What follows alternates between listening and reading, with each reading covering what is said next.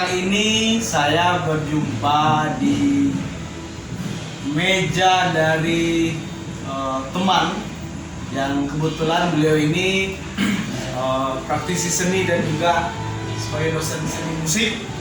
Dan siang ini kami akan ngobrol santai tentang perkembangan musik, dan kami manggil tema siang ini tentang musik eksperimental. Perkenalkan, ini Mas Roy, dan kita ngobrol santai ini kira-kira bagaimana nih Bang, pandangan Mas Roy lah tentang musik, dan lalu bagaimana dengan perkembangan hari ini? Oke, kira perlu juga disampaikan kalau ini berdasarkan pandangan dari pengalaman pribadi dan diskusi-diskusi dengan berbagai macam latar belakang praktisi maupun akademisi musik. Saya melihatnya yang pertama perlu kita ketahui semacam kalau ada perdebatan yang menyatakan ini musik, ini tidak musik. Siapa kira-kira yang layak menyatakan ini atau tidak, sebuah peristiwa itu menjadi musik atau tidak? Saya kira kalau saya sebagai akademisi saya tidak berhak. Karena akademisi itu pertama jembatan. Yang kedua, dia mengangkat, dia tidak punya tanggung jawab untuk bukan mengangkat, meneruskan warisan. Dia tidak punya tanggung jawab untuk mengangkat, tapi biar itu menjadi tugas alam semesta. Layak nggak ini diangkat dan diteruskan? Kita yang berusaha menerima tanpa estafetnya, namanya karya manusia. Yang seleksi bukan manusia, tapi alam, gitu. Nah, pendapat ini kan bukan musik. Kenapa jadi kan begini? Kalau kita lihat konteksnya musik, estetika musik berdasarkan aturan baku yang sudah ada, oke, nggak masalah. Tapi dengan perkembangan sekarang, saya kira itu lebih dinamis. Sampai ada muncul istilah, kalau John Cage bilang, pintu yang dibanting menjadi musik ketika dia dirayakan. Nah, Dirayakan seperti apa ini? Ya, dirayakan. Ada appreciate dari penikmat atau pendengarnya, apresiator lah kita bilang. Lalu muncul istilah, karena ini tidak seperti bunyi yang biasa kita dengar atau saja musik kita dengar, orang bilang oh mungkin eksperimental. Pertanyaannya, musik eksperimental itu sebenarnya apa? Nah, yang membuat perdebatan panjang selama ini, kita melupakan pentingnya kita mengetahui makna dari sebuah peristiwa. Makna itu selalu saya bagi dua menjadi makna definisi, yaitu yang disepakati bersama. Lalu makna operasional. Operasional ini bagaimana sebuah peristiwa atau fenomena kita maknai berdasarkan peristiwanya di lapangan. Tidak usah kita pikirkan itu layak, tidak layak, baik atau buruk, atau itu apa itu. Yang penting dia udah ini adalah selesai ketika apa yang dilakukan di lapangan. Deskripsinya saja, jangan pikirkan ini salah atau tidak, atau ini adalah gitu. Lalu eksperimental itu apa? Pertanyakan seperti itu. Seperti apa sih tolak ukurnya yang dinyatakan eksperimental? Saya berpikir pertama, eksperimental. Kita lihat dulu definisinya. Eksperimental ada dari dua kata, gitu. Eksperimen dan talnya itu dengan penambahan kata kerja menjadi sebuah kata kerja, kan gitu. Berarti ada uji coba di sini. Nah, apa yang diuji coba? Kita mencari sesuatu, namanya bereksperimen, mau mencari sesuatu. Nah, dalam musik apa yang mau dicari? Oh, ternyata ada masa ketika sekelompok orang menyatakan diri sebagai kaum dadais. Apa itu dadais? Kira-kira Mas Roy. Jadi kita ini obrolan ini tentunya sebagai bentuk refleksi kita melihat perkembangan musik, dan juga sebagai edukasi. Dan kira-kira bagaimana itu pandangan Mas Roy tentang dadais? Dadais itu dalam melihat konteks musik ya. Dadais itu semacam paham yang tidak mau berhenti dan memuaskan diri dengan keindahan yang sudah ada disepakati secara konvensi. Mereka tidak mau. Mereka masih mau mencari. Salah satu cara yang dilakukan itu bereksperimen, mencari. Lalu ketika ditanya, apanya sih yang dicari? Toh sudah banyak harmoni-harmoni yang indah gitu. Oh, ternyata setiap zaman itu punya persepsi dalam cerita keindahan. Muncullah istilah, kalau hari ini nggak ada lagi barang-barang yang bisa atau bahan mentah yang bisa dijadikan instrumen, maka kita cari alternatif. Kita bereksperimen bagaimana benda A bisa menghasilkan bunyi Z atau bunyi satu.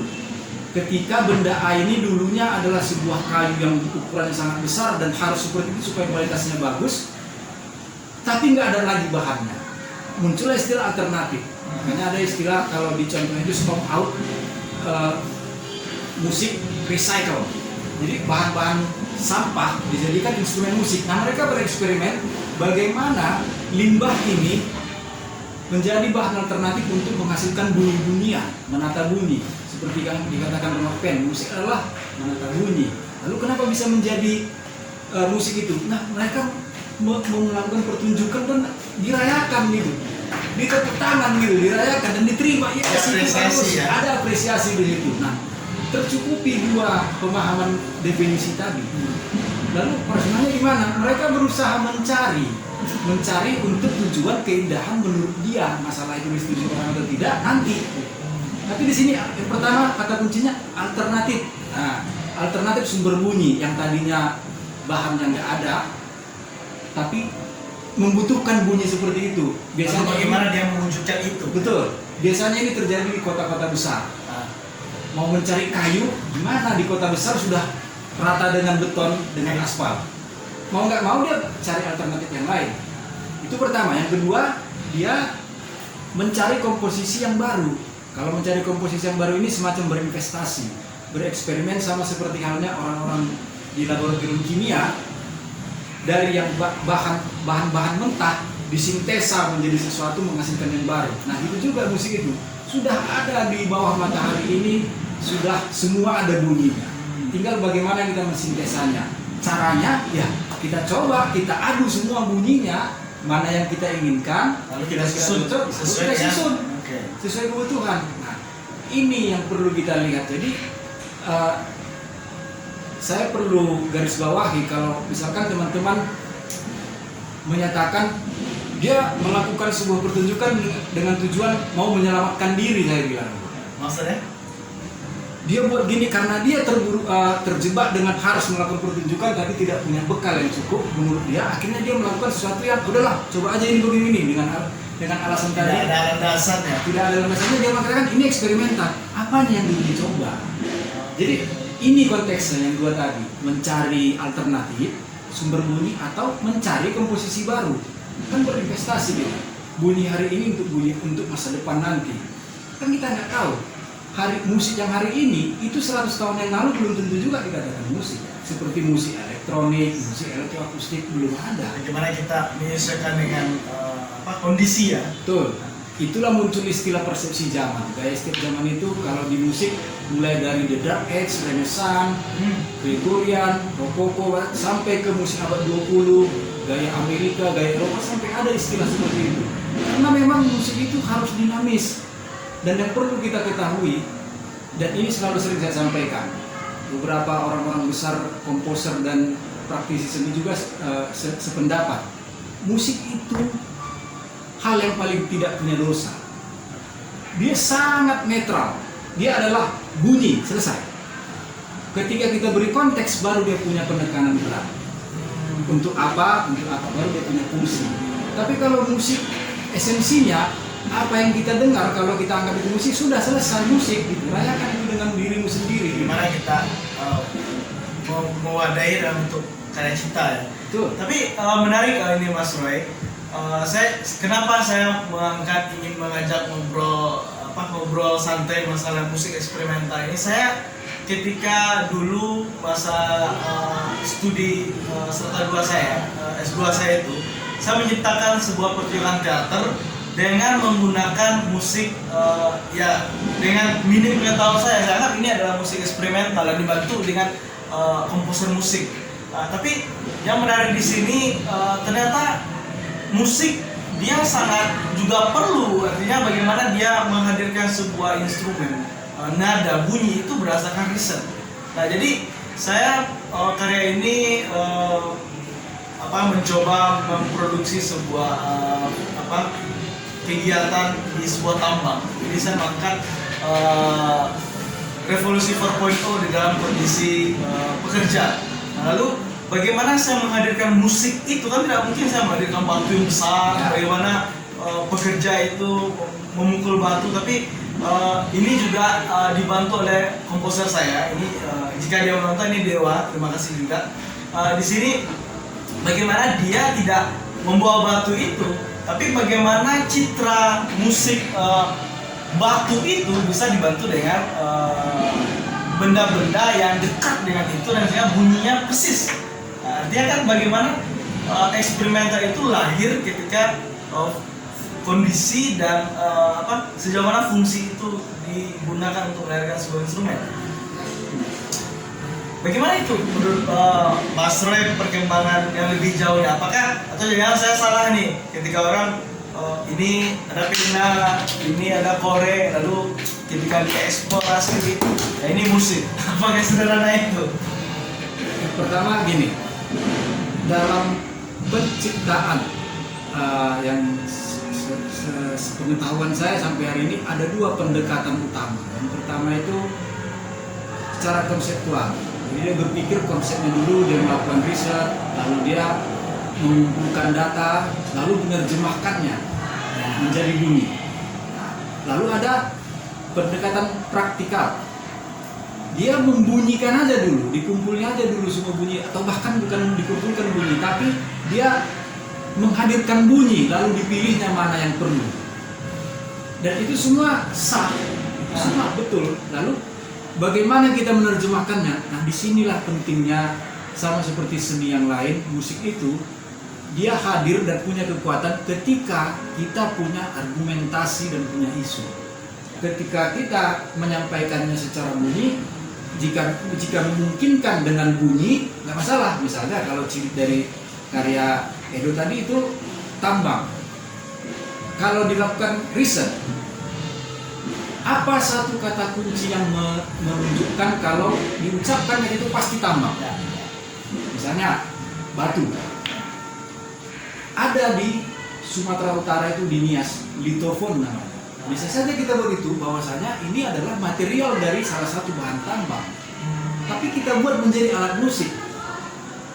Nah, kita bangun dengan argumen, tetap harus ada argumentasinya. Jadi di situ pentingnya. Dan pendekatan dengan apapun boleh. Yang penting kata kuncinya kita punya argumentasi dan isu. Nah, di situ baru kita bisa berbicara. Kalau misalnya, lalu kalau praktikal gimana? Sama. Hadirkan semua bunyi, lalu kenapa kamu milih itu? Akan ada pertanyaan gitu muncul. Kenapa pilih yang itu? Kenapa nggak yang satu lagi? Bunyi yang A. Kenapa harus bunyi B? Ya karena bunyi B itu punya kesan khusus. Nah kan tetap ada argumennya. Nah, jadi argumentasi itu perlu. Disinilah pentingnya kecakapan kita menyampaikan komunikasi verbal. Baik itu, kalau menurut saya itu karya apapun dalam seni, ketika komunikasi verbalnya tercapai dengan baik ke penikmatnya, itu akan membangun persepsi, walaupun itu menjadi sebuah perdebatan gak masalah, yang pasti tercapai message-nya sampai pesan. Oke, terima kasih Mas Roy. Jadi teman-teman semua, melalui ngobrol santai ini, artinya sejauh mana kita mengeksplorasi musik dan sejauh mana musik itu mampu menyampaikan pesan. Ya, sebagai media komunikasi. Ya, media. Dan juga kami juga tidak menyimpulkan eksperimental itu harus seperti ini, tapi setidaknya kami memberikan pemantik lah, artinya tidak yang sebatas suka-suka, tapi juga ada argumentasi, butuh riset dan butuh pengembangan dan pendekatan eksplorasi dengan menggunakan beberapa medianya. Dan pendekatan-pendekatannya perlu dipertimbangkan juga. Dia digimanain benda itu, gitu kira-kira bahasa gaulnya. Mau digimanain bendanya, gitu. Biar dia asik dia dengarnya. Mau digoreng itu, mau diadon gitu, di blender atau apa, yang penting bagaimana pesan itu sampai kepada penonton. Jadi saya juga menarik ini Mas Ray. Ketika misalkan nih, ketika ada orang isu atau bukan isu ya, materi misalnya, bagaimana kamu menceritakan Nusantara misalnya, Berarti apakah ini bisa dikoreksi ya? Misalkan si komposer dengan instrumen yang tidak bagaimana dia menghadirkan sebuah karya original, tentunya dia menghadirkan instrumen-instrumen yang daerah masing-masing itu, lalu bagaimana dia mengadon itu dalam bentuk karya seni musik, dan itu lahirlah sebuah musik rasa Nusantara. Artinya proses itulah yang eksperimental. Bisa. Itu salah satu pendekatan yang boleh. Saya kira itu masih logis karena berusaha melakukan sintesa, tapi dari yang sudah ada itu untuk dengan tujuan untuk mencapai sesuatu yang baru. Oke, terima kasih Mas Roy, dan semoga dengan ngobrol santai ini ambil yang positifnya. Jika negatif, tentunya ini adalah proses kami untuk menemukan hal yang kami ketahui. Tetap support channel ini dan berikan komentar di bawah ini siapa dan materi apa yang akan kita bahas setelah ini. Terima kasih. Baru berbobot sedikit kan, disimpan.